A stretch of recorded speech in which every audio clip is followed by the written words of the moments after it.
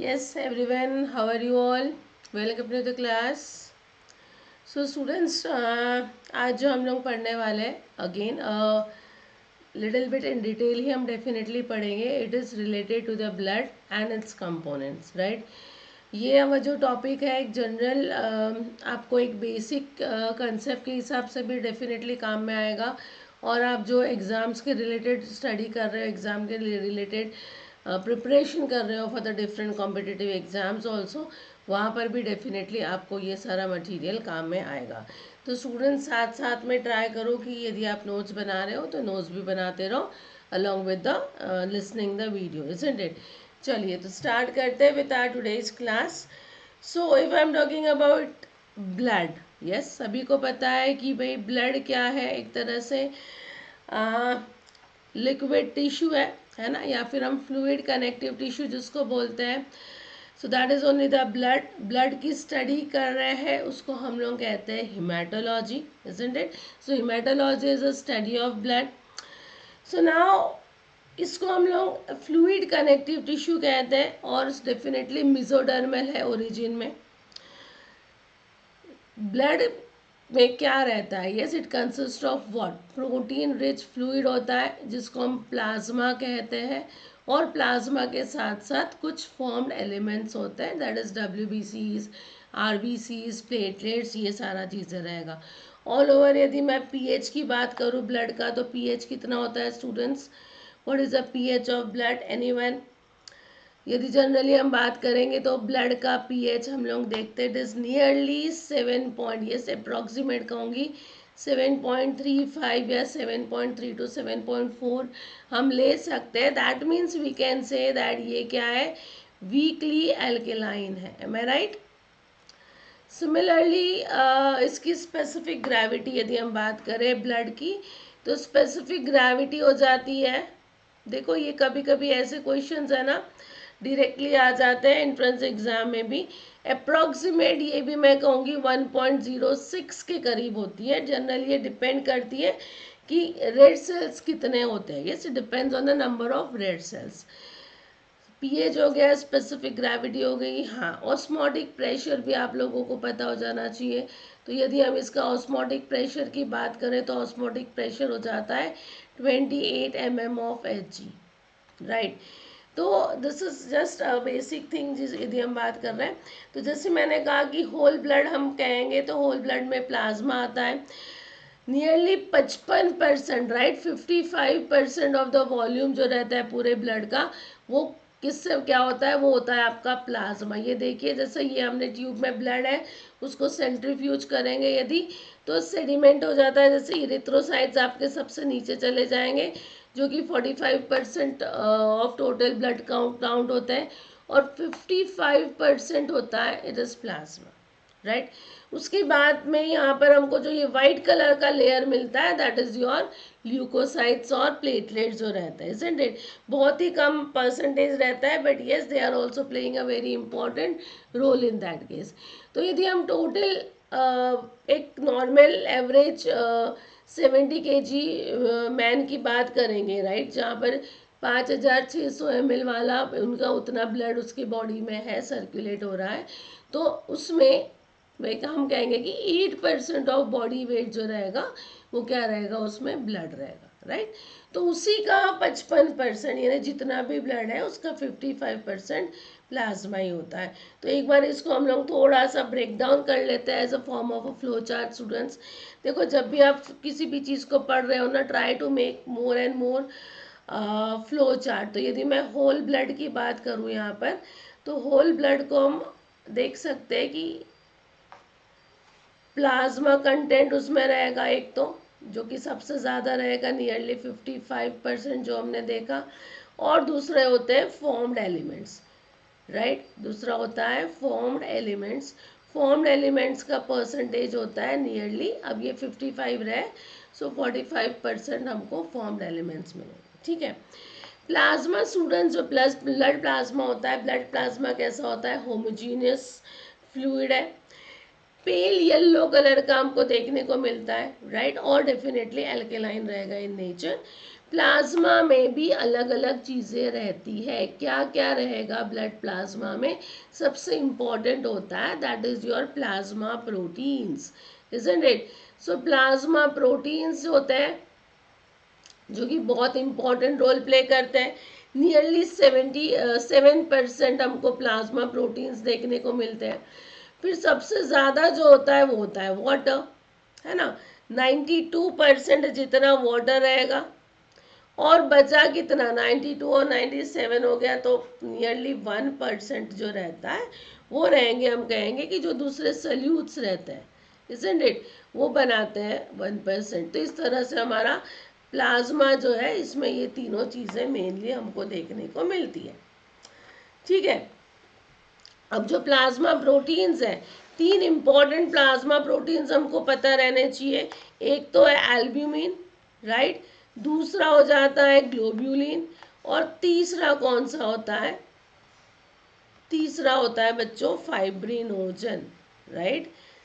These are the 3 plasma protein, important plasma protein हम कहेंगे। और सेल्यूट्स की मैं बात करूँ तो सेल्यूट्स में बहुत सारी चीज़ें हम यहाँ पर डाल सकते हैं। डिफरेंट आयन्स आर देयर, उसके बाद में हॉर्मोन्स रहेंगे, प्रोटीन्स रहते हैं, मैं राइट, सॉल्ट है, मेटाबोलाइट्स होते हैं,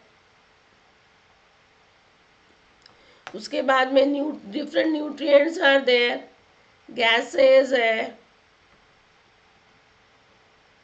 है ना, इलेक्ट्रोलाइट्स है।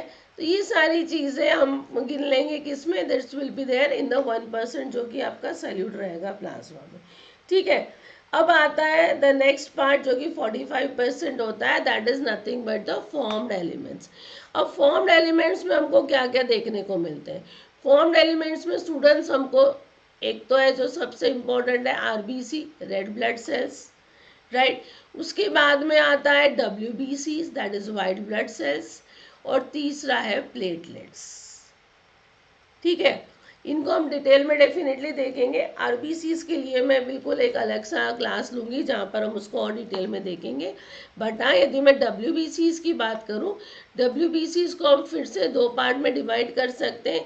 एक होते हैं ग्रैन्युलोसाइट्स, यस, एक होते हैं ग्रैन्युलोसाइट्स, और एक होते हैं ए granulocytes.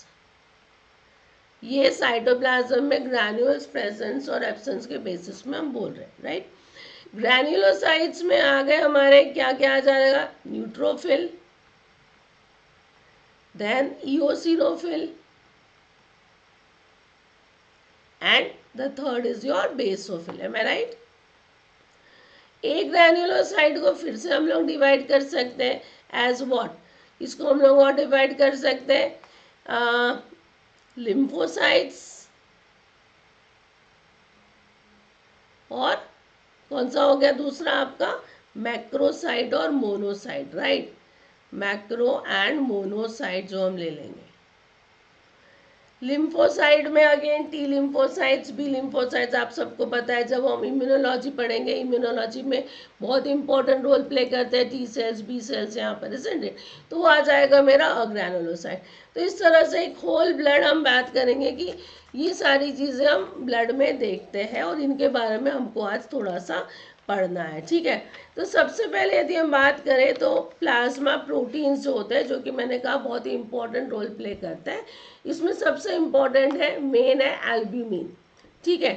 Albumin, serum albumin major plasma protein है, राइट। कहाँ पर सिंथेसाइज्ड होता है? लीवर में सिंथेसाइज्ड होता है, इजंट इट? इसका भी हम ऑस्मोटिक प्रेशर की यदि हम बात करें तो ऑस्मोटिक प्रेशर प्लाज्मा एल्ब्यूमिन का, सीरम एल्ब्यूमिन जो है उसका रहता है nearly 28 to 32 mm of Hg। कितना है ये? मोस्ट अबंडेंट मैंने कहा तो नियरली हम बोल सकते हैं कि जितना आपका प्रोटीन जो भी टोटल लेंगे उसमें से 54 to 55% यस हमारा एल्ब्यूमिन रहेगा। कितने में से? जो टोटल प्लाज्मा प्रोटीन्स है उनमें 54 to 55 यानी आधा से ज़्यादा तो एल्ब्यूमिन ही रहेगा, इजंट इट? सिंपल प्रोटीन होता है, स्ट्रक्चर बहुत ही कॉम्प्लिकेटेड नहीं है, बिल्कुल सिंपल स्ट्रक्चर है, जस्ट अमाइनो एसिड, एक ही अमाइनो एसिड का चेन होता है students. Molecular weight nearly 69,000 Dalton's रहेगा। हाफ लाइफ यदि हम एल्ब्यूमिन की बात करें तो 17 से 21 दिन तक उसका हाफ लाइफ रहेगा। ठीक है, इसका इम्पोर्टेंट फंक्शन क्या है? एल्ब्यूमिन का फंक्शन मेनली तो हम उसको बोलेंगे ट्रांसपोर्टेशन में काम आता है। एक तरह का ट्रांसपोर्ट प्रोटीन है, अलग अलग फैटी एसिड्स है, हार्मोन्स है, इन सबको ट्रांसपोर्ट करने में काम आता है। उसके बाद में एक और इम्पॉर्टेंट काम है इसका, right, what is it? Blood pH को रेगुलेट करता है, राइट, ब्लड पीएच को रेगुलेट करता है। जैसे कि इसीलिए लिखा है albumin buffers the pH, yes, और साथ साथ ऑन्कोटिक प्रेशर को मेंटेन करता है। ब्लड के ऑस्मोटिक प्रेशर को किस तरह से मेंटेन करेगा, राइट, और क्या करेगा कि ज़्यादा का फ्लूइड जो है टिश्यू में बिल्टअप होने से रोकेगा, isn't it? यदि कभी एल्ब्यूमिन का कॉन्सेंट्रेशन हमारे सेल में कम हो जाता है, right, if it is reduce, decrease हो जाता है, तो क्या हो जाता है प्लाज्मा में यदि एल्ब्यूमिन का कॉन्सेंट्रेशन कम हो गया तो ओडिमा कॉज होता है ना, स्वेलिंग हो जाती है, isn't it? स्वेलिंग क्यों होती है? क्योंकि फ्लूइड का रिटेंशन होने लगता है, बिल्टअप होने लगता है एक्स्ट्रा फ्लूइड, isn't it? क्योंकि यदि वो है तो ये एक्स्ट्रा फ्लूइड को बिल्टअप होने नहीं देगा, बट यदि इसका कॉन्सेंट्रेशन प्लाज्मा में कम होगा तो स्वेलिंग होने लगती है। ठीक है, साथ साथ बच्चों एक और इम्पॉर्टेंट रोल है एल्ब्यूमिन का, कैल्शियम का रिजर्वायर की तरह वो एक्ट करता है प्लाज्मा में, isn't it? 40% प्लाज्मा कैल्शियम जो है वो जनरली किसके साथ में बाउंड फॉर्म में मिलेगा आपको? वो एल्ब्यूमिन के साथ में ही बाउंड फॉर्म में मिलेगा। तो ये कुछ इम्पोर्टेंट फंक्शन और है अबाउट द एल्ब्यूमिन जो कि हमारा प्लाज्मा में रहता है। उसके बाद में दूसरा इम्पॉर्टेंट प्लाज्मा प्रोटीन हम बात करेंगे, दैट इज द ग्लोब्यूलिन। ठीक है, globulin definitely nearly 38% plasma protein जो है ये हमारा ग्लोब्यूलिन रहता है। Just a minute, okay, yes, 38% हम कहेंगे ग्लोब्यूलिन रहेगा as a in a form of a plasma protein है। अब ग्लोब्यूलिन मेनली हम कहेंगे अल्फा ग्लोब्यूलिन, बीटा ग्लोब्यूलिन और गामा ग्लोब्यूलिन, इस तरह से उसके सब टाइप्स, मेन सब टाइप्स हम बात कर सकते हैं। इसके अलावा भी रहता है बट ये 3 मेन है। ठीक है, इनमें से अल्फा और बीटा ग्लोब्यूलिन जो है ये भी लिवर में ही सिंथेसाइज्ड होते हैं। सिर्फ गामा ग्लोब्यूलिन है ना, जिसको हम इम्यूनोग्लोबुलिन की बात करेंगे, इसकी सिंथेसिस कहाँ होती है? लिवर में नहीं होगी, इसकी सिंथेसिस होती है लिम्फोइड टिश्यू में। नोट कर लो बच्चों, ये सारे क्वेश्चंस आने की चांसेस हो जाते हैं एग्जाम से, राइट, शॉर्ट क्वेश्चंस में आ जाता है, इजंट इट? अल्फा ग्लोबुलिन में हम बात करेंगे, देखो अल्फा 1, अल्फा 2, फिर बीटा, इस तरह से हमको देखने को मिलेगा। तो अल्फा में अल्फा 1, अल्फा 2 ग्लोबुलिन है। अल्फा 1 ग्लोबुलिन जो रहता है जिसमें मेनली एक होता है that is anti trypsin. Yes, anti trypsin एक तरह का अल्फा 1 ग्लोबुलिन है। ये क्या है? ये प्रोटीएज इनहिबिटर है, राइट। तो ये किस किस को इनहिबिट करता है? काइमोट्रिप्सिन, ट्रिप्सिन, इलास्टेस, यस, इन सभी को इनहिबिट करता है एंटी ट्रिप्सिन। इसका मेन फंक्शन क्या है? इसका मेन फंक्शन है protection of pulmonary tissue. Pulmonary tissue को प्रोटेक्ट करता है और दूसरे भी टिश्यूज को प्रोटेक्ट करता है, किससे? जो प्रोटीएजेस होते हैं उनके डिस्ट्रक्शन से। यस, क्योंकि ये क्या करता है? प्रोटीएज को इनहिबिट कर रहा है, प्रोटीएज को इनहिबिट करता है। इस तरह से ये क्या कर रहा है? पल्मोनरी टिश्यूज को प्रोटेक्शन करवाता है एंटी ट्रिप्सिन। इसके बाद एक और अल्फा 1 ग्लोबुलिन होता है दैट इज एसिड ग्लाइकोप्रोटीन, जिसको हम AAGB कहते हैं। ठीक है, इसका मेन रोल होता है इन्फ्लेमेशन के समय में। जब भी इन्फ्लेमेटरी कंडीशन आती है हमारे बॉडी में, कभी समझ लो किसी तरह का इन्फेक्शन हो रहा है, इन्फ्लेमेशन बढ़ रहा है, राइट, तो प्लाज्मा में इसका कॉन्सेंट्रेशन क्या होगा? बढ़ जाएगा, राइट। तो ये इन्फ्लेमेटरी कंडीशन में इसका कॉन्सेंट्रेशन बढ़ जाएगा। तो हम बोल सकते हैं कि अल्फा 1 ग्लोबुलिन का कॉन्सेंट्रेशन इन्फ्लेमेशन के समय में बढ़ जाता है। उसके बाद में ये दो तो मेन हो गए। इसके बाद में एक और होता है, हमने बहुत बार सुना होगा, high density lipoprotein, right, good cholesterol जिसको हम बोलते हैं, right. It is also a type of lipoprotein जो कि अल्फा 1 ग्लोबुलिन होता है। ये क्या करता है, कोलेस्ट्रॉल को एक्स्ट्रा हेपेटिक टिश्यू से लीवर में ट्रांसपोर्ट करता है, यानी जो ज़्यादा का फैट है इसको आर्टरीज से हटा देता है, लीवर में लेके जाता है, इजंट इट। तो कोलेस्ट्रॉल का डिपोजिशन कम करवाता है आर्टरीज में। इसके बाद में इसीलिए हम इसको गुड कोलेस्ट्रॉल भी कहते हैं। एक और अल्फा ग्लोबुलिन है, alpha 1 globulin, that is fetoprotein. Fetoprotein generally students fetal serum में ही मिलता है, राइट। फीटल सीरम में हमको ये फेटोप्रोटीन देखने को मिलता है। उसके बाद में अच्छा हाँ, यदि ये फीटल सीरम के अलावा नॉन फीटल सीरम में यदि कभी फेटोप्रोटीन का कॉन्सेंट्रेशन देखने को मिला तो वो एक इंडिकेशन हो जाता है कार्सिनोमा, लीवर के कार्सिनोमा का इंडिकेशन हो जाता है, इसंट इट। तो एक तरह का उसको मार्कर की तरह हम यूज़ कर सकते हैं। आफ्टर दैट एक और है प्रोथ्रोम्बिन जो कि ब्लड क्लॉटिंग फैक्टर है, रेटिनॉल बाइंडिंग प्रोटीन जो कि विटामिन ए को ट्रांसपोर्ट करता है। ये सारे बच्चे अल्फा 1 ग्लोबुलिन होते हैं, ठीक है। तो ये सब कहाँ पर हम बात कर रहे हैं, प्लाज्मा प्रोटीन्स की। इसके बाद में अल्फा 2 ग्लोबुलिन जो होते हैं, अल्फा 2 ग्लोबुलिन में एक इम्पॉर्टेंट है दैट इज हैप्टोग्लोबुलिन।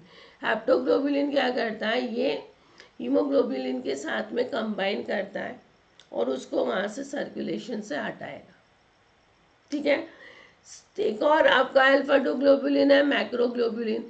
मैक्रोग्लोबुलिन भी एक तरह का, जैसा एंटीट्रिप्सिन काम कर रहा था वैसे ये भी प्रोटीएज इनहिबिटर का काम करता है। प्रोटीएजेस के साथ में कंबाइन करेगा और उनको सर्कुलेशन से हटा देता है, isn't it? सिमिलरली मैक्रोग्लोबुलिन साइटोकाइंस के साथ बाइंड करके जिंक ट्रांसपोर्ट में भी काम करवाता है। एक और अल्फा 2 ग्लोबुलिन है सेरुलोप्लाज्मिन। सेरुलोप्लाज्मिन क्या है, कॉपर बाइंडिंग प्रोटीन है, isn't it?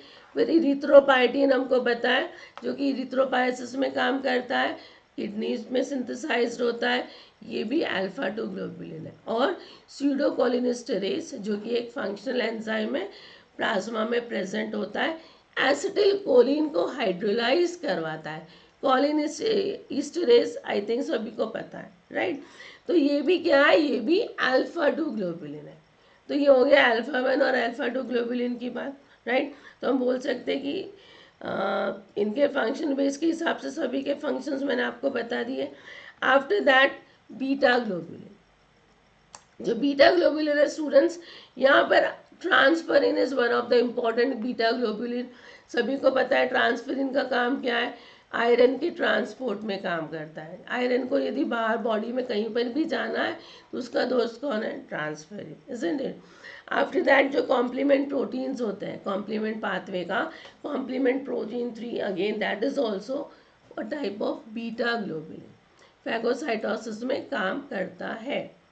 आफ्टर दैट एक और लिपोप्रोटीन, जैसे हमने HDL देखा, तो यहाँ पर LDL low density lipoprotein is a beta globulin जो कि कोलेस्ट्रॉल को लीवर से कहाँ लेकर आता है, एक्स्ट्रा हेपेटिक टिश्यूज में। यानी अभी ये आर्टरीज में टिश्यूज में कोलेस्ट्रॉल का क्या हो जाएगा, डिपोजिशन करवाता है। So this is a bad cholesterol, isn't it? तो हार्ट डिजीज कॉज करवा सकता है, एथेरोस्क्लेरोसिस कॉज करवा सकता है। सो ये भी एक तरह का बीटा ग्लोबुलिन है। आफ्टर दैट गामा ग्लोबुलिन जिसको हम लोग इम्यूनोग्लोबुलिन भी बोलते हैं। अब इम्यूनोग्लोबुलिन है ना हमारे जो एंटीबॉडीज, isn't it? ये सारे इम्यूनोलॉजिकल रिस्पॉन्स के लिए इम्पोर्टेंट होते हैं। जैसे कि हमने कहा कि लिम्फोइड टिश्यू में बीटा लिम्फोसाइट्स, बोन मैरोस और स्प्लीन में इसका प्रोडक्शन होता है, लीवर में नहीं होगा, राइट। और इन्फेक्शन के या फिर इम्यून रिस्पॉन्स के समय में ये हमारे लिए काम करते हैं। After that the third plasma protein is fibrinogen. Fibrinogen क्या है students, fibrinogen again blood clotting process में काम आता है, क्लॉटिंग फैक्टर की तरह काम आता है। ये भी लीवर में ही सिंथेसाइज्ड होता है, राइट। और फाइब्रिनोजन से फाइब्रिन में कन्वर्ट होता है ये, और फाइब्रिन क्या बनाता है, फाइब्रिन से हमारा क्लॉट बनता है, isn't it? तो इस तरह से क्लॉटिंग में इंपॉर्टेंट रोल प्ले करता है फाइब्रिनोजन। Got it. तो दीज आर द इम्पॉर्टेंट हम कहेंगे जो प्लाज्मा प्रोटीन्स होते हैं। इसके अलावा जो हमने कंपोनेंट्स देखे प्लाज्मा में क्या क्या था, वाटर हमने बात की, है ना, 92% तो वाटर ही है। तो वाटर एक तरह का फ्लूइड कैरियर है, राइट। जितने भी हमारे ब्लड के दूसरे भी कंपोनेंट उन सबको कैरी करने का काम करेगा, और साथ साथ में हाइड्रेशन यानी सेल को हाइड्रेट करवाता है, इसीलिए वाटर की बहुत ज़्यादा ज़रूरत है। आफ्टर दैट गैसेस होते हैं कुछ, यस सल्यूट्स जो हमने देखे 1%। ऑक्सीजन होता है one of the gas, metabolism में काम आता है। कार्बोहाइड्रेट जो है वो मेटाबॉलिज्म का एक तरह का वेस्ट प्रोडक्ट है जिसको हमको बाहर निकालना है। नाइट्रोजन है, that is again a component of the molecules. और नाइट्रस ऑक्साइड जो है that is also a gas जो कि प्रेजेंट होता है, ये एक वैसो डायलेटर का काम करता है। उसके बाद कुछ सॉल्ट्स होते हैं, सॉल्ट्स ऑस्मोलारिटी मेंटेन करने के लिए काम आते हैं, M I right. Vitamins nutrients present होते हैं सल्यूट्स में, हमको पता है उनका रोल क्या है। यदि वाइटामिन्स न्यूट्रिएंट्स है तो मेटाबॉलिज्म में सेल के फंक्शंस में काम करेंगे। शुगर जो है एनर्जी प्रोवाइड करवाते हैं, तो sugars are also present there. Then lipids या फिर फैट्स में हम बात करेंगे तो कोलेस्ट्रॉल, HDL, LDL हमने ऑलरेडी देख लिया है ना, ग्लोबुलिन में और एल्ब्यूमिन में दे, सॉरी ग्लोबुलिन में अगेन देखा अल्फा और बीटा दोनों था वो। कोलेस्ट्रॉल जो रहता है that is also present, right. After that triglycerides जो कि एक तरह का एनर्जी स्टोर का काम करेगा, ये भी प्रेजेंट रहता है in that 1% of solute which is there. और chylomicrons, chylomicron students largest lipoprotein है जो कि लिपिड्स के ट्रांसपोर्ट में फैट्स के यानी ट्राइग्लिसराइड्स को लेकर जाते हैं इंटेस्टाइन से। जब हम एब्जॉर्प्शन पढ़ते हैं तो यहाँ पर हम काइलोमाइक्रॉन्स का रोल पढ़ते हैं फॉर द फैटी एसिड के एब्जॉर्प्शन में, लिपिड के एब्जॉर्प्शन में, इजंट इट।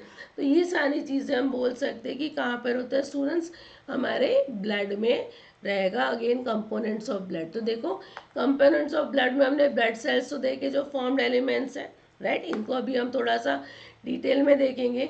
इसके अलावा एक्स्ट्रा सेलुलर वेसिकल्स भी होते हैं।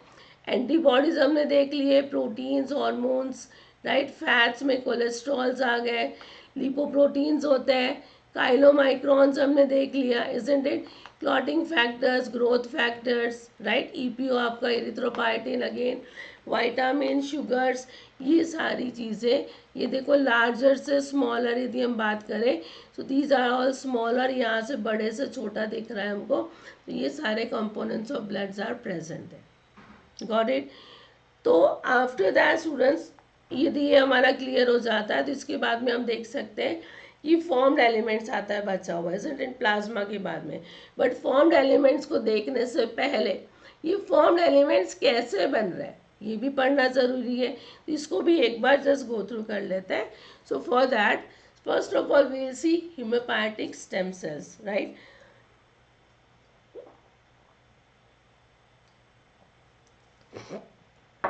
तो ये जो हेमोपोएटिक स्टेम सेल्स होते हैं इसी से हम देखेंगे कि हिमेटोपायसिस होगा, इजंट इट, यानी ब्लड सेलुलर कंपोनेंट्स का फॉर्मेशन कैसे होता है।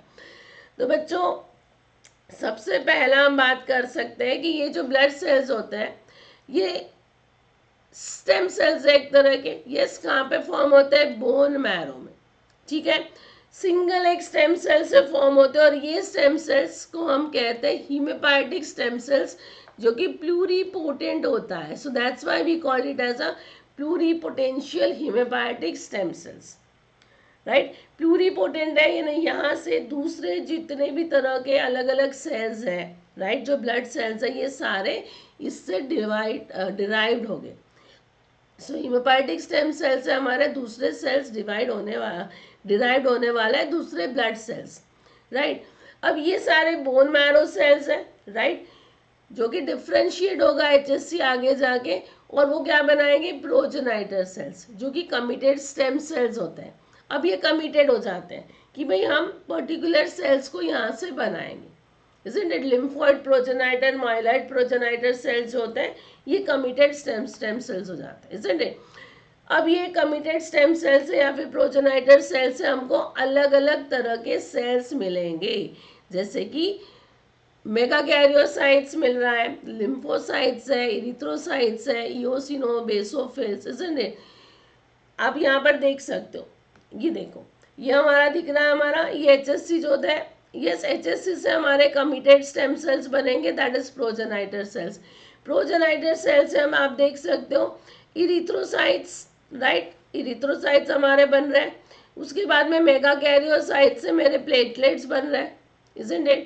After that you can see here monocytes से टिश्यू मैक्रोफाज आ रहा है, देन न्यूट्रोफिल्स, इओसिनोफिल्स, बेसोफिल्स, और जो लिम्फोइड प्रोजेनाइटर सेल्स होंगे स्टूडेंट्स, वहां से मेरे T lymphocytes and B lymphocytes बन रहा है, राइट। यहाँ पर आप देखो न्यूट्रोफिल्स और टिश्यू मैक्रोफाज का प्रिकर्सर अगेन क्या है, एक ही है, सेम है, जो कि यहाँ पर मैंने लिख के दिया है आप लोगों को कि न्यूट्रोफिल्स और monocytes it arise from a common precursors. Got it students. इसके अलावा ये जो बोन मैरो स्टेम सेल्स है, ये सारे सेल्स तो दे ही रहे प्रोजेनाइटर सेल्स, इसके अलावा osteoclast, Kupffer cells, Langerhans cells, dendritic cells, mast cells, ये सारे सेल्स भी यहीं से आते हैं। यस, तो इनका सोर्स भी आपका कौन है, बोन मैरो स्टेम सेल्स ही होते हैं। तो ये चीज़ आप लोगों को ध्यान में रखना है, ठीक है। तो इस तरह से हमको पता हो गया कि भाई इस तरह से हमारे सेल्स बन रहे हैं फ्रॉम द हिमोपैथिक स्टेम सेल्स। ये देखो ये भी आपको अच्छे से दिखा रहा है, प्लूरीपोटेंट HSCs है, राइट, कमिटेड सेल्स बन गए, प्रिकर्सर सेल्स कौन से हो गए और मैच्योर सेल्स हो गए। तो प्रो इरिथ्रोब्लास्ट जो है इससे हमारा reticulocyte and then erythrocytes that is RBC बन रहा है। मेगा कैरियोब्लास्ट से मेगा कैरियोसाइट्स आएगा, मेगा कैरियोसाइट्स के फ्रेगमेंट्स होते हैं प्लेटलेट्स या फिर थ्रोम्बोसाइट्स। उसके बाद में बेटा मोनोब्लास्ट से हमारा मोनोसाइट बन रहा है, माइलोब्लास्ट जो कि माइलोसाइट फॉर्म करेगा, जिससे यू कैन सी हमारे पास में क्या आ रहा है, सारे ग्रैन्युलोसाइट्स, ग्रैन्युलोसाइट्स में न्यूट्रो, इओसिनो और बेसोफिल्स, राइट। और लिम्फोब्लास्ट से पॉलीमॉर्फोसाइट्स बनेंगे, जिससे मेरे पास T lymphocytes, B lymphocytes and plasma cells are forming. तो इस तरह से ये मैच्योर सेल्स सारे के सारे बन जाते हैं from the hemopoietic stem cells, that is pluripotent hemopoietic stem cells. Got it students. अब ये फॉर्म्ड एलिमेंट्स में जैसे हमने कहा कि WBCs, RBCs और प्लेटलेट्स की बात करते हैं। अब इसके पहले एक और चीज़ है, ये this is also very important. देखो अडल्ट की बात करें स्टूडेंट्स, तो ये जो रेड ब्लड सेल्स होते हैं या फिर वाइट ब्लड सेल्स है या फिर प्लेटलेट्स है, यानी फॉर्म्ड एलिमेंट्स जो है हमारे, ये हमको पता है कि बोन मैरो से बनते हैं, राइट। लेकिन फीटस में, राइट, फीटस में the cells are formed in liver and spleen also. पहले ये लीवर और स्प्लिन में बनेंगे, ठीक है। बाद में इन्फेंट में क्या हो जाता है, जितने भी स्पॉन्जी बोन होते हैं, यस, और ट्रेबेक्युलर बोन होते हैं, ये RBC को फॉर्म करते हैं, बनाते हैं। फिर बच्चे में, चिल्ड्रंस में स्टूडेंट्स, मैरो कैविटीज, जितने भी बोन्स की मैरो कैविटीज, सारे बोन्स की मैरो कैविटीज में ये RBCs बनेंगे, ठीक है। यानी फीटस में लीवर और स्प्लिन में बन रहा है, उसके बाद में ये ट्रांसफर होता है कहाँ पर, ये ट्रांसफर हो जाता है बोन मैरो में। पहले से बोन मैरो में नहीं बनते, एक बार बोन मैरो में ट्रांसफर हो गया स्टूडेंट्स, तो we can say that children में जितने भी बोन्स हैं उन सभी की मैरो कैविटीज में ब्लड सेल्स बनेंगे, yes, RBCs again they will be form there.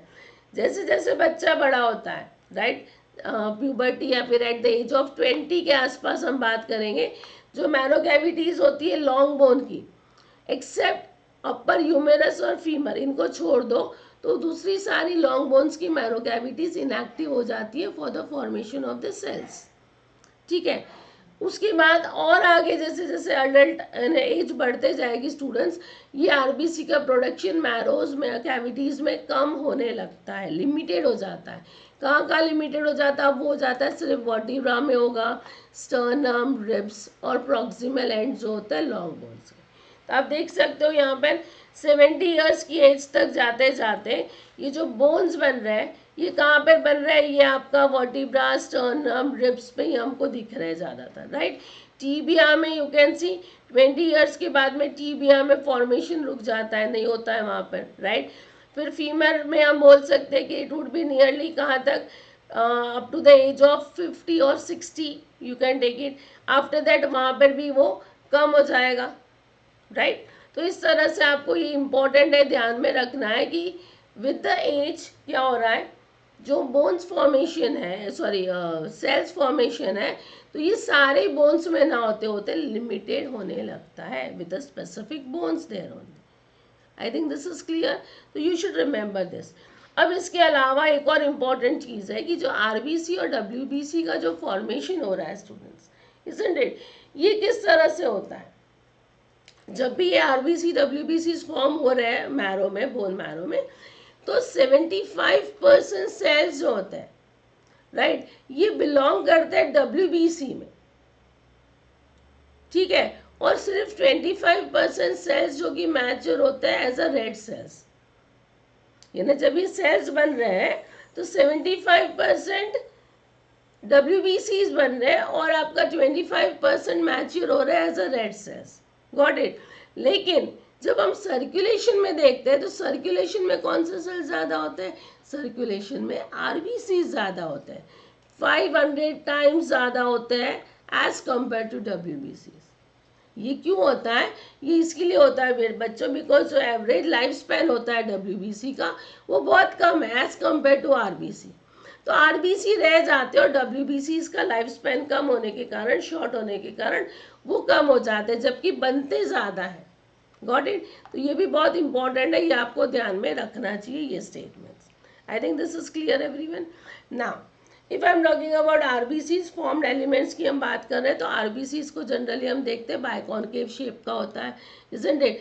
यदि हम उसको स्ट्रक्चर देखेंगे इस तरह से, आपका बायकॉनकेव तो रहता है, और क्या होता है स्टूडेंट्स, जो सेंटर होता है ये सेंट्रल रीजन से पतला होता है और जो आउटर रीजन है मोटा होता है, इस तरह से यहाँ पर, इजंट इट।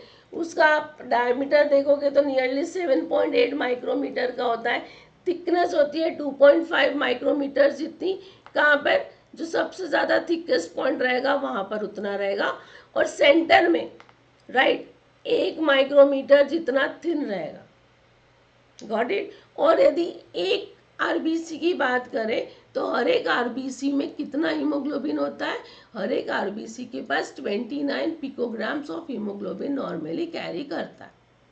तो ये आपको ध्यान में रखना चाहिए, ठीक है। एवरेज वॉल्यूम कितना है आरबीसी का, 90 to 95 क्यूबिक माइक्रोमीटर होता है। लाइफ स्पेन आई थिंक सभी को पता है 120 डेज होता है यदि हम ह्यूमन की बात करें तो, ठीक है। काउंट जो है मेन और वुमेन में अलग अलग होता है आरबीसी का काउंट। तो एवरेज काउंट मेल में होता है 5.4 मिलियन पर म्यूएल और वुमेन में होता है 4.8, ठीक है। जो यदि हम हायर एल्टीट्यूड में जाएंगे तो डेफिनेटली वहाँ पर जो आपका आरबीसी का काउंट है वो क्या होगा, बढ़ेगा, ज़्यादा रहेगा, ठीक है। तो यदि मैं 3 × 10⁻13 रेड ब्लड सेल्स की बात करूँ टोटल, तो उसमें कितना हीमोग्लोबिन होना चाहिए, यदि एक सेल में 29 है तो इतने सेल्स में स्टूडेंट्स 900 ग्राम हीमोग्लोबिन होता है कंप्लीट सर्कुलेटिंग ब्लड की यदि मैं बात करूँ इन एन एडल्ट मैन। तो ये चीज़ आपको ध्यान में रखनी है, ठीक है। आरबीसीज के लिए हम एक अलग से क्लास करेंगे जो और डिटेल में हम लोग पढ़ेंगे कि आरबीसी फॉर्मेशन कैसे होता है, मैचुरेशन कैसे होता है, उसके बाद में इरिथ्रोपाइटिन क्या है, उसका क्या रोल होता है, आरबीसी का ब्रेकडाउन कैसे होता है, ये सारा चीज़ मैं डिटेल में अलग क्लास में पढ़ाऊँगी। तो उसके लिए हम लोग एक अलग से वीडियो बनाएंगे, ठीक है। इसके बाद में जो दूसरा फॉर्म्ड एलिमेंट होता है that is your white blood cells या फिर WBCs, इजंट इट। अब WBCs की यदि हम बात करें तो WBCs में हम देख सकते हैं कि जैसे कि मैंने आपको ऑलरेडी स्टार्टिंग में भी बताया कि ह्यूमन ब्लड यदि हम बात करें नॉर्मली, तो ह्यूमन ब्लड यहाँ लिख सकती हूँ क्या मैं, yes, human blood contains how many, 4,000 yes to 11,000 WBCs पर माइक्रोलीटर, है ना। WBCs कैसे होते हैं, क्या इनमें न्यूक्लियस होता है, यस, न्यूक्लिएटेड होते हैं स्टूडेंट्स, न्यूक्लिएटेड होते हैं, कलरलेस होते हैं, और इम्पॉर्टेंट रोल कहाँ पर प्ले करते हैं, इम्पॉर्टेंट रोल प्ले करते हैं डिफेंस मैकेनिज्म में, इम्यूनिटी में, यस और नो। अब ये जो WBCs होते हैं स्टूडेंट्स, रेड सेल्स से you can say it would larger, yes, they are larger than red cells, larger than red cells, RBC से बड़े होते हैं, ठीक है। उसके बाद में यदि हम इनका डिफ्रेंशिएट हम करेंगे तो WBCs को हम डिफ्रेंशिएट कर सकते हैं कैसे? एक होता है ग्रैन्युलोसाइट और एक ग्रैन्युलोसाइट। अब जो ग्रैन्युलोसाइट है स्टूडेंट्स, एक ग्रैन्युलोसाइट, जो ग्रैन्युलोसाइट है, ग्रैन्युलोसाइट की जनरली लाइफ स्पैन यदि हम देखें तो इनका लाइफ स्पैन कितना होता है? इनका लाइफ स्पैन होता है, सर्कुलेशन में यदि आप देखने को जाओगे तो सर्कुलेशन में इनका लाइफ स्पैन होता है 4 to 8 hours only. Yes, 4 to 8 hours life span in circulation.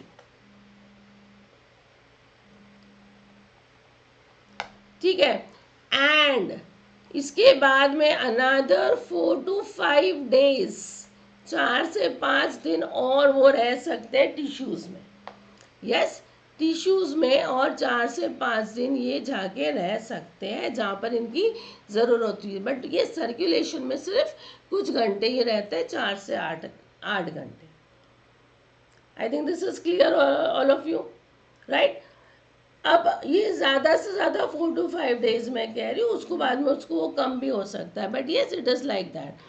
अब यदि मैं ग्रैनुलोसाइट की ही बात करें पहले, तो ग्रैनुलोसाइट में स्टूडेंट्स सबसे एक इम्पॉर्टेंट वाला जो होता है that is your neutrophil.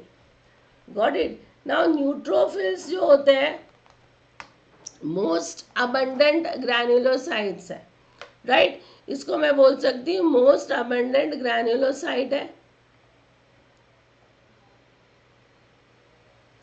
Nearly 60 to 70%, yes 60 to 70% जो हमारे WBCs है उसमें से न्यूट्रोफिल्स 60 to 70% रहेंगे, right?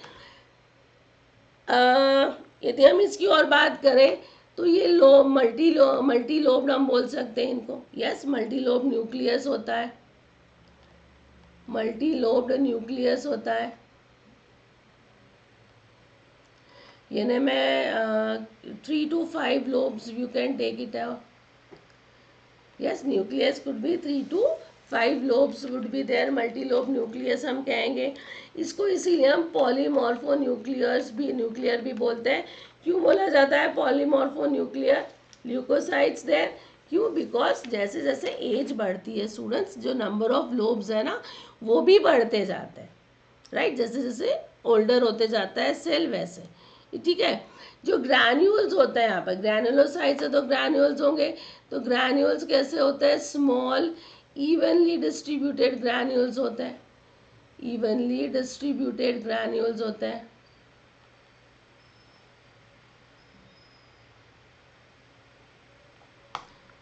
Got it? After that इसको हम लोग यदि बात करें कि स्टेन यदि हम देखें, राइट, तो ये पिंक कलर का स्टेन देता है। Yes, it stains pink with neutral dye. Neutral dye से यदि हम इसको स्टेन करें तो पिंक कलर का हमको ये दिखेगा। कौन सा? न्यूट्रोफिल्स। ठीक है, डायमीटर 10 to 12 म्यूएम जितना डायमीटर भी इसका होता है, इजंट इट? लाइफ स्पैन यदि हम बात करें न्यूट्रोफिल की, तो न्यूट्रोफिल की लाइफ स्पैन है आपकी नियरली 8 आवर्स। जैसे कि हमने कहा ना WBCs क्या होता है, 4 से 8 घंटे होता है, इसीलिए हम इसको ट्रांसफ्यूज नहीं कर सकते, ट्रांसफ्यूजन में हम इसको नहीं कर सकते बिकॉज ये रहता ही नहीं है ज़्यादा देर तक। Am I right? After that students, neutrophil को हम ले सकते हैं, it is body's first line defence, है ना? फर्स्ट लाइन डिफेंस मैकेनिज्म में काम करता है। जब भी इंजरी होती है, बॉडी को ज़रूरत पड़ती है, सबसे पहले कौन आके खड़ा होता है? सबसे पहले इंजरी साइट में न्यूट्रोफिल आके खड़ा होता है। And it also contains what? It contains high concentration of anti microbial protein. Anti microbial protein का कॉन्सेंट्रेशन होता है इसके पास में बहुत सारा, राइट? तो ये चीज़ आप लोग ध्यान में रख सकते हो। तो इसके भी हिसाब से हम फंक्शन न्यूट्रोफिल का क्या ले सकते हैं कि डिफेंस मैकेनिज्म में काम करता है, स्ट्रॉन्ग ऑक्सीडेंट भी है। आप लोग लिख सकते हो बच्चों, सारी चीज़ें लिखी नहीं होती, आई होप आप लोग आपके नोट्स बना रहे हो साथ साथ में, इज़न्ट इट। तो फैगोसाइटोसिस में काम करवा रहा है, डिफेंस मैकेनिज्म में काम करता है, स्ट्रॉन्ग ऑक्सीडेंट का भी रोल प्ले करता है। Got it. लाइसोजाइम से बैक्टीरिया को डिस्ट्रॉय भी करता है, इज़न्ट इट। तो जब भी न्यूट्रोफिल का कॉन्सेंट्रेशन या फिर उसका नंबर बढ़ता है, कब? जब भी इन्फेक्शन होता है, राइट। तो ऐसे केस में हम इसको बोलते हैं neutrophilic leukocytosis. Whenever the number of neutrophils increases during infection, due to the infection, that condition is called as what? Neutrophilic leukocytosis. जब इसका नंबर कम होता है तो हम उसको बोलते हैं न्यूट्रोपेनिया, ठीक है। तो ये था सबसे ज़्यादा अबंडेंट जो आपका ग्रैनुलोसाइट है, दैट इज न्यूट्रोफिल्स। इसके बाद में दूसरा आ जाता है बेटा बेसोफिल। बेसोफिल बहुत कम कॉन्सेंट्रेशन में होता है, नियरली 0.5 to 1% ही हम कहेंगे, जो WBC है उनमें से 0.5 to 1% आपको बेसोफिल मिलेगा। इसमें जो साइटोप्लाज्मिक ग्रैन्यूल्स होते हैं ना, बड़े होते हैं, लार्ज साइटोप्लाज्मिक ग्रैन्यूल्स होते हैं, ये ध्यान में रखिएगा, ठीक है। So cytoplasmic granules are large there, got it.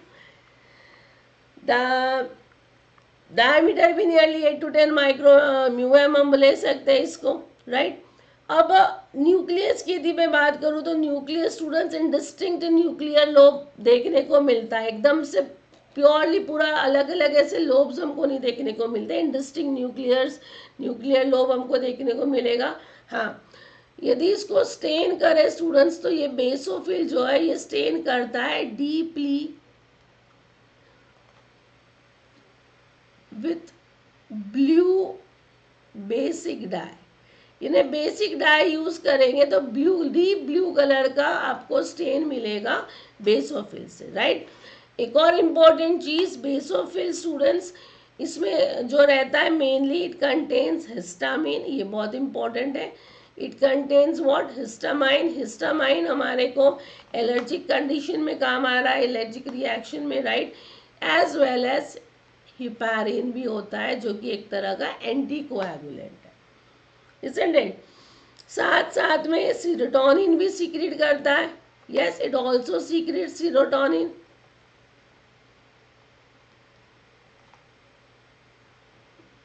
ये भी ध्यान में रखना है। स्ट्रक्चरली और फंक्शनली यदि हम बात करें तो basophil is also similar to mast cell. Mast cell से सिमिलर होता है, उसके जैसा लगता है स्ट्रक्चरली और फंक्शनली, गॉट इट। तो क्योंकि बेसोफिल में हिस्टामाइन हेपारिन है, तो जब भी एलर्जिक रिएक्शन होता है ये क्या करता है? हिस्टामाइन को रिलीज करता है, तो it is acting during the allergic reaction, ठीक है। अगेन बेसोफिल का जब नंबर बढ़ जाता है, इंक्रीज हो जाता है, जब कब होता है? It can be more. देखो जनरली मैंने क्या कहा, बहुत कम होता है 0.5 से 1%, लेकिन इन केस ऑफ माइलोजीनस ल्यूकेमिया, है ना, क्रॉनिक ल्यूकेमिया, क्रॉनिक माइलोजीनस ल्यूकेमिया के केस में बेसोफिल का नंबर बहुत बढ़ जाता है, got it. After that the third granulocytes we can say is your eosinophil। अब ये जो ईओसिनोफिल है, ईओसिनोफिल भी बहुत कम होता है, लेकिन हाँ बेसोफिल से ज़्यादा होता है, 2 to 4% हमको देखने को मिलेगा। बायलोब्ड न्यूक्लियस होता है इसका, यस बायलोब्ड न्यूक्लियस होता है, 10 to 12 म्यूएम ही होता है ये भी डायमीटर में। हाँ, यदि हम इसको स्टेन करें तो ये स्टेन होता है डीप रेड कलर से, और कौन सी डाई से? एसिड डाई से। देखो अभी याद रख सकते हो आप लोग कि यदि मैं न्यूट्रोफिल की बात कर रही थी तो बेसिक न्यूट्रल डाई से था, एजेंट इट। न्यूट्रल डाई से पिंक कलर दे रहा था, बेसोफिल बेसिक डाई से ब्लू कलर दे रहा है, और ईओसिनोफिल एसिडिक डाई से रेड कलर आपको देता है, स्टेन करता है, एजेंट इट। अगेन ईओसिनोफिल भी इम्यून रिस्पॉन्स के साथ में एसोसिएटेड है, राइट। फैगोसिटिक बिहेवियर बताता है। ज़्यादातर ईओसिनोफिल हमको कहाँ पर देखने को मिलता है students? Found more in digestive tract, yes digestive tract में हमको ये ज़्यादा देखने को मिलेगा। क्यों? क्योंकि यहाँ पर माइक्रोब्स ज़्यादा होते हैं, इज़न्ट इट? तो ये फैगोसाइटिक बिहेवियर है, तो फैगोसाइटोसिस करवाता है, तो definitely it will be useful there. Got it? इसका भी जो लेवल जब बढ़ जाता है, यस इंक्रीज लेवल, जब किसी तरह का एलर्जिक रिएक्शन हो गया, राइट, पैरासाइटिक इन्फेस्टेशन हो जाता है, जैसे वर्म का अटैक हो जा रहा है, ऐसे केस में इसका भी नंबर क्या हो जाता है, बढ़ जाता है, राइट। तो दिस इज अबाउट द ग्रैन्युलोसाइट जो हम बात करेंगे। इसके बाद में यदि हम बात करें तो आ जाते हैं हमारे ए ग्रैन्युलोसाइट, राइट, ए ग्रैन्युलोसाइट्स में ए ग्रैन्युलोसाइट्स जहाँ पर ग्रैन्यूल्स नहीं रहेंगे, तो ए ग्रैन्युलोसाइट्स में आ जाता है आपका इम्पॉर्टेंट वन इज योर, एक तो है हमारा लिम्फोसाइट। लिम्फोसाइट्स में स्टूडेंट्स मैंने आपको ऑलरेडी कह दिया कि अच्छा, लिम्फोसाइट्स को ऑल ओवर यदि हम देखेंगे स्टूडेंट्स, तो यहाँ पर लार्ज बीन शेप्ड न्यूक्लियस देखने को मिलता है, right, large bean shaped nucleus रहता है।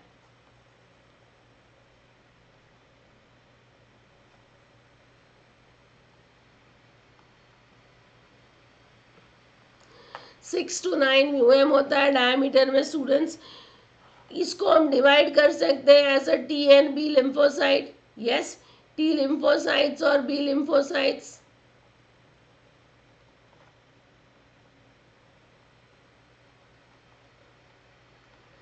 बी लिम्फोसाइट क्या बनवाता है? Plasma cells, immune antibodies, antibodies formation में काम करवाएगा। और हमारा T lymphocytes again T cell, T H cell, T C cells, isn't it, जो कि क्या करता है, सेल्स को डायरेक्टली डिस्ट्रॉय करेगा T C cell, T H cell indirectly again present करके वो डिस्ट्रॉय करवाएगा, एम आई राइट? तो इस तरह से ये इम्यून रिस्पॉन्स में काम करते हैं सारे के सारे। जब लिम्फोसाइट्स का नंबर बढ़ जाता है तो हम लिम्फोसाइटोसिस कहते हैं, ठीक है। इसके अलावा एक और आपका एक ग्रैन्युलोसाइट है, that is called as your monocyte. अब ये जो मोनोसाइट है स्टूडेंट, मोनोसाइट का भी यदि मैं न्यूक्लियस की बात करूं तो लोब्यूलर न्यूक्लियस है, लोब्यूलर न्यूक्लियस है, किडनी शेप या फिर हॉर्सशू शेप बोल सकते हो,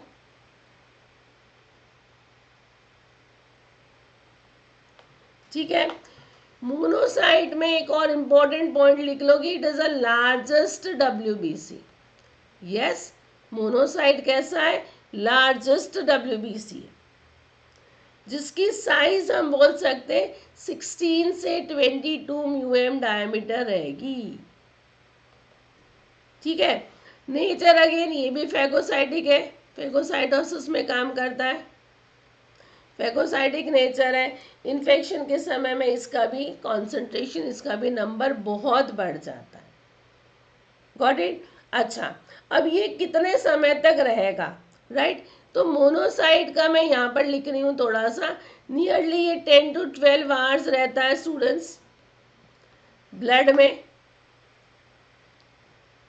before going to tissue, yes. अब ये हो गया टिश्यू में जाने के बाद में, एक बार टिश्यू में जाने के बाद में इट स्वेल्स, बड़ा हो जाता है, स्वेल हो जाता है, और क्या बन जाता है? एंड बिकम टिश्यू मैक्रोफाज, ठीक है, टिश्यू मैक्रोफाज बन जाएगा। और एक बार वो मैक्रोफाज बन गया तो macrophage it can leave for months also, महीनों तक भी वो रह सकता है जब तक वो डिस्ट्रॉय नहीं हो जाता है by the phagocyte. Phagocytic function करते करते जब तक वो डिस्ट्रॉय ना हो जाए तब तक ये टिश्यू मैक्रोफाज रह सकता है, समझ में आया? तो मोनोसाइट से आपका मैक्रोफाज बनेगा कब? जब वो टिश्यू में चला जाएगा, लेकिन ब्लड में मोनोसाइट 10 से 12 घंटे तक रह सकता है, ठीक है। So this is about the a granulocyte. After that one more formed element is your platelets. अब प्लेटलेट्स जैसे कि हमने कहा कि मेगा कैरियोसाइट से बना है। अब मेगा कैरियोसाइट से ये कैसे बना है? मेगा कैरियोसाइट जो कि हमारे बोन मैरो के ही अगेन वहीं से सेल है, तो मेगा कैरियोसाइट से एक बड़ा सेल होता है जिसमें से पिंच ऑफ होते हुए, यस, उसका पिंचिंग ऑफ होते होते जो पार्ट निकलता है उसको हम क्या बोलते हैं, उसको हम बोलते हैं प्लेटलेट्स। तो इसीलिए प्लेटलेट्स छोटे छोटे होते हैं, ग्रैन्युलेटेड बॉडी होता है, यस, ग्रैन्युलेटेड होता है स्टूडेंट्स, और उनमें न्यूक्लियस नहीं होता है। क्यों? क्योंकि प्लेटलेट्स किसी प्रकार के हम सेल नहीं है, ये क्या है, ये फ्रैगमेंट है मेगा कैरियोसाइट्स के, राइट। डायमीटर भी बहुत छोटे होते हैं, 2 to 4 म्यूएम इन डायमीटर होता है, राइट। हाफ लाइफ प्लेटलेट्स का भी बहुत कम होता है, nearly 4 days are there. So this is related to your platelets, या फिर हम थ्रोम्बोसाइट्स भी बोलते हैं। I think this is again clear to all of you. Okay, so ये था मेरा about the formed elements also. After that you can see here, यहाँ पर कुछ नॉर्मल वैल्यूज दी है सेल्यूलर एलिमेंट्स की। जैसे हमारा टोटल वाइट ब्लड WBCs का एवरेज जो दिया है, नॉर्मल रेंज कितना होना चाहिए, मैंने ऑलरेडी हमने लिखा था 4000 से 11000 तक का। इसमें से जो ग्रैनुलोसाइट्स है, न्यूट्रोफिल, इओसिनो एंड बेसोफिल, इसका नॉर्मल रेंज देखिए, ये नॉर्मल ही होना चाहिए, राइट। इसमें जो कम ज़्यादा होता है, तो जैसे मैंने कहा ड्यूरिंग द इन्फेक्शन और केस की, इस तरह से यहाँ इसकी वैल्यूज़ कम ज़्यादा हो सकती है। लिम्फोसाइट्स का नॉर्मल रेंज इतना है। मोनोसाइट्स देखो ये रहेगा।